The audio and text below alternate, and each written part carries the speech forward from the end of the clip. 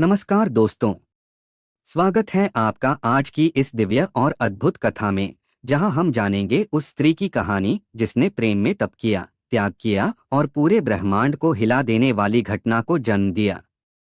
जी हाँ दोस्तों, आज हम बात कर रहे हैं सती माता की संपूर्ण कथा की, एक ऐसी कन्या जिसने बचपन से ही भगवान शिव को अपने हृदय में बसा लिया, जिसने संसार के सारे सुख छोड़कर कठिन तप किया और जब अपने आराध्य का अपमान देखा तो पूरे जगत को सन्न कर देने वाला निर्णय लिया।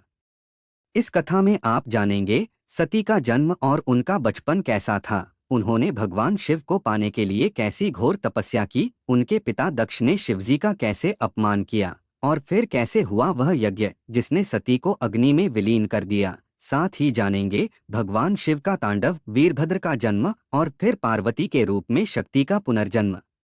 तो वीडियो को अंत तक जरूर देखिए, क्योंकि हर पल इस कथा में छुपा है प्रेम, बलिदान और भक्ति का ऐसा संदेश जो आपकी आत्मा को झकझोर देगा। चलिए शुरू करते हैं सती माता की अमर कथा।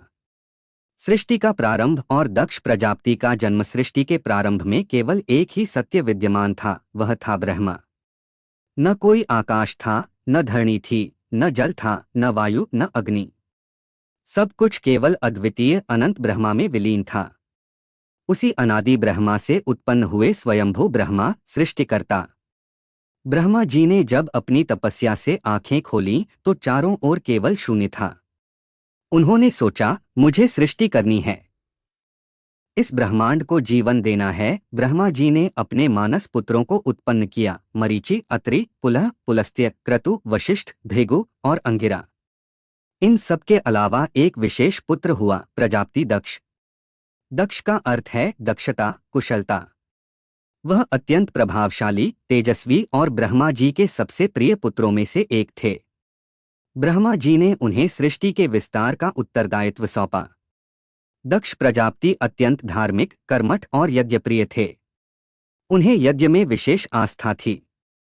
उन्होंने अपने कर्तव्यों का पालन करते हुए सृष्टि के विस्तार हेतु 24 कन्याओं को जन्म दिया। उन कन्याओं में से कई का विवाह चंद्र, कश्यप और अन्य ऋषियों से हुआ, परंतु उन 24 कन्याओं में से एक कन्या का जन्म सर्वथा विलक्षण था। एक ऐसी कन्या जिसका हृदय बचपन से ही भक्ति से भरा था, जिसकी आत्मा स्वयं शिव से बंधी थी। वही कन्या थी सती। सती का जन्म और बाल्यकाल। सती का जन्म होते ही वातावरण पवित्रता से भर उठा, जैसे कोई दिव्य शक्ति धरती पर अवतरित हुई हो। दक्ष और उनकी पत्नी प्रसन्ना को यह ज्ञात था कि यह बालिका साधारण नहीं है। सती बचपन से ही गंभीर स्वभाव की थी। उसे खेलकूद से अधिक ध्यान, भक्ति और तप में रुचि थी। वह अपने पिता के यज्ञों में सम्मिलित होती, मंत्रों का उच्चारण सुनती और उसकी आंखों में चमक आ जाती। उसका चित्त सदैव एक रहस्यपूर्ण आकृति की ओर आकर्षित रहता, एक योगी जो हिमालय में तप करता था, जिसकी आंखें त्रिकालदर्शी थीं, जिसके गले में सर्प और सिर पर गंगा थी, भगवान शिव। सती ने अपने पिता से शिव के विषय में अनेक प्रश्न पूछे, परंतु दक्ष सदैव कटुता से उत्तर देते, क्योंकि वे शिव को तपस्वी, अकिंचन और अराजक मानते थे। परंतु सती के हृदय में तो शिव बस चुके थे। एक दिन एक ऋषि ने सती से कहा, बेटी, तुम कोई साधारण कन्या नहीं हो, तुम आदिशक्ति हो और तुम्हारा हृदय जिस ओर खींच रहा है वही तुम्हारे लिए उपयुक्त है। शिव ही तुम्हारे स्वामी हैं। सती की आंखों में अश्रु आ गए। उसने उसी क्षण प्रतिज्ञा ली, मैं तप करूंगी, स्वयं महादेव को अपने पति के रूप में प्राप्त करूंगी। सती की शिव भक्ति और तपस्यास्ति ने अपने हृदय की पुकार को पहचान लिया था। उसने महल के वैभव, माता पिता का स्नेह और सांसारिक सुखों को त्याग कर एकांत हिमालय की ओर प्रस्थान किया। सर्द हवाएं, कठिन भोग और निर्जन स्थान, यह सब उसके तप को रोक न सके। वह केवल एक ही लक्ष्य के लिए समर्पित थी, भगवान शिव को अपने पति रूप में प्राप्त करना। सती ने कठोर तप आरंभ किया। दिन में केवल एक बार पत्ते खाकर, फिर जल पीकर और अंत में वायु पर निर्भर होकर उसने वर्षों तक तप किया। उसकी तपस्या की शक्ति से त्रिलोकी हिल उठी। ऋषिमुनियों, देवताओं और स्वयं ब्रह्मा ने भी उसकी कठोर साधना को देखा और प्रशंसा की। नारद मुनि ने शिवजी से जाकर सती की तपस्या का वर्णन किया। शिव मुस्कराए, वह तो पहले से ही जानते थे। यह आदिशक्ति का पुनर्मिलन था, जो ब्रह्मांड के संतुलन के लिए आवश्यक था। आखिरकार एक दिन शिव प्रकट हुए। उन्होंने सती से पूछा, कन्या, तुम्हारी यह कठोर तपस्या किस उद्देश्य के लिए है? सती ने निहत्थे होकर कहा, प्रभु, मेरा मन, प्राण और आत्मा सब आप में ही लीन हैं। आप ही मेरे स्वामी हैं, आप ही मेरे आराध्य। मैं आपसे विवाह की अभिलाषा रखती हूँ। शिव ने उसकी भक्ति, निष्ठा और तपस्या से प्रसन्न होकर उसे स्वीकार कर लिया। उन्होंने कहा, तुम ही शक्ति हो, तुम ही आद्या हो। हम सदा के लिए एक दूसरे के पूरक हैं। समस्त देवताओं और ब्रह्मा की उपस्थिति में हिमालय पर्वत पर शिव और सती का पवित्र विवाह संपन्न हुआ। यह केवल दो आत्माओं का नहीं, दो ब्रह्म शक्तियों का मिलन था। ब्रह्मांड में आनंद की ध्वनि गूंज उठी। दक्ष यज्ञ और भगवान शिव का अपमान समय बीतता गया। एक दिन प्रजापति दक्ष ने एक महान यज्ञ का आयोजन किया। उन्होंने समस्त देवताओं, ऋषियों, मुनियों और ब्रह्मांड के प्रतिष्ठित व्यक्तियों को आमंत्रित किया, परंतु जानबूझकर भगवान शिव को निमंत्रण नहीं भेजा।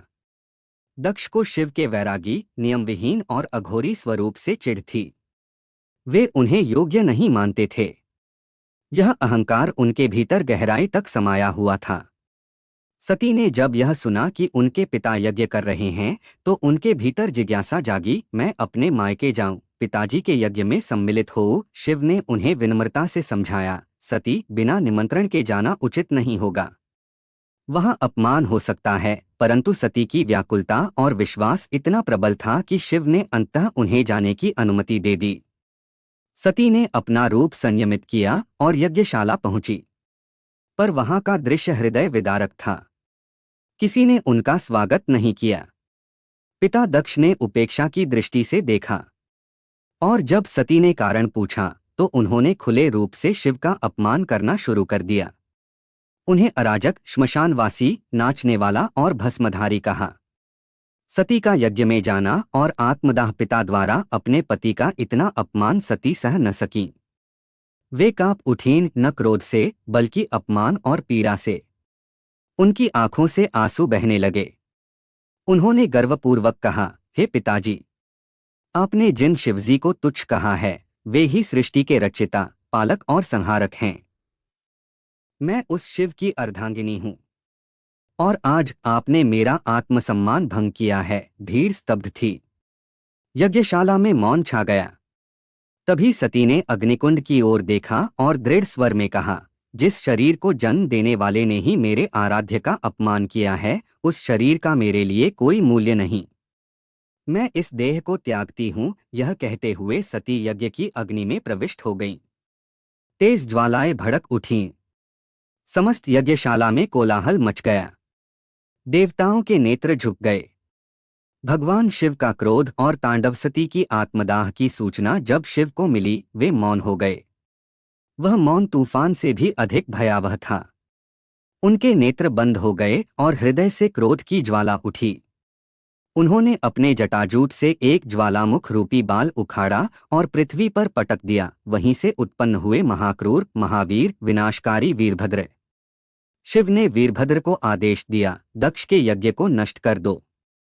अपमान का बदला लो। वीरभद्र अपनी सेना के साथ यज्ञशाला पहुंचे और भयंकर विध्वंस आरंभ हो गया।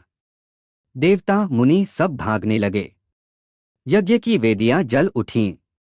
अंततः वीरभद्र ने दक्ष का सिर धड़ से अलग कर दिया। यज्ञ पूर्ण रूप से भस्म हो चुका था। वीरभद्र का उत्पन्न होना और यज्ञ का विध्वंस, शिव का यह रूप अत्यंत विकराल था। सृष्टि कांप उठी थी। देवताओं ने ब्रह्मा और विष्णु से प्रार्थना की कि वे शिव को शांत करें। विष्णु जी ने शिव से कहा, हे नीलकंठ, आप संहार करता हैं, परंतु करुणा के सागर भी हैं। कृपा करके शांत हो जाइए। शिव का हृदय द्रवित हुआ। उन्होंने वीरभद्र को शांत किया और दक्ष के मृत शरीर के समीप पहुंचे।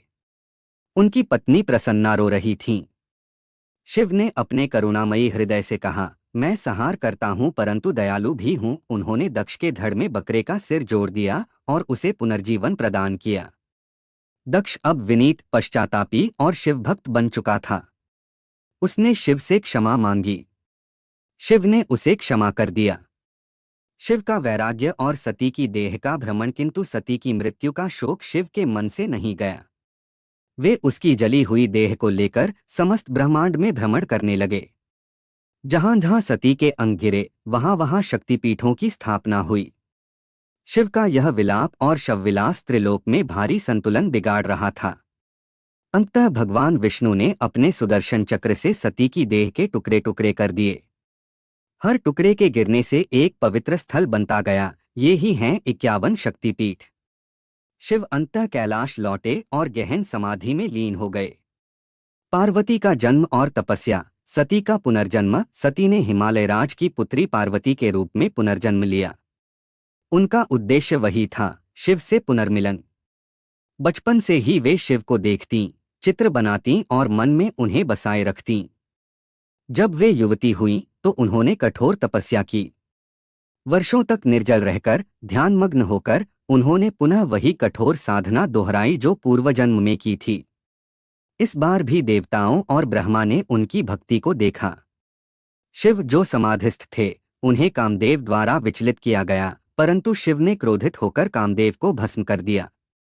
फिर भी पार्वती की निष्ठा डिगी नहीं। शिव ने जब पार्वती की साधना देखी, उन्हें पूर्वजन्म की सती का स्वरूप स्मरण हो आया। अंततः उन्होंने पार्वती को स्वीकार किया। शिव पार्वती विवाह और सती का पुनः एक होना। शिव और पार्वती का विवाह अत्यंत दिव्य और ऐश्वर्यपूर्ण था। देवता, गंधर्व, यक्ष, ऋषि सभी उपस्थित हुए। यह केवल पुनर्मिलन नहीं था, यह चेतना और ऊर्जा, शिव और शक्ति, सृष्टि के दो मूल तत्वों का पुनः समन्वय था। सती अब पूर्ण रूप से शक्ति बन चुकी थीं। वह अर्धनारीश्वर स्वरूप में शिव के साथ एकाकार हुईं। यही कथा हमें सिखाती है कि प्रेम, भक्ति, निष्ठा और तप द्वारा ईश्वर की प्राप्ति संभव है, चाहे कितने भी जन्म क्यों न लेने पड़े। तो दोस्तों, यह थी सती माता की संपूर्ण और भावपूर्ण कथा, जहां प्रेम ने तपस्या का रूप लिया और आत्मसम्मान ने आत्मदाह का। यह केवल एक पौराणिक कहानी नहीं, यह हमें सिखाती है कि सच्ची भक्ति कैसी होती है और प्रेम में आत्मसमर्पण कैसा होता है। उम्मीद है कि आपको ये कथा मन के भीतर तक छू गई होगी। अगर आपको यह वीडियो अच्छा लगा हो तो कृपया इसे लाइक करें, अपने दोस्तों और परिवार के साथ शेयर करें और ऐसे ही दिव्य और प्रेरणादायक कथाओं के लिए सब्सक्राइब करना न भूलें। मिलते हैं अगली दिव्य कथा में, तब तक के लिए हर हर महादेव। जय सती माता।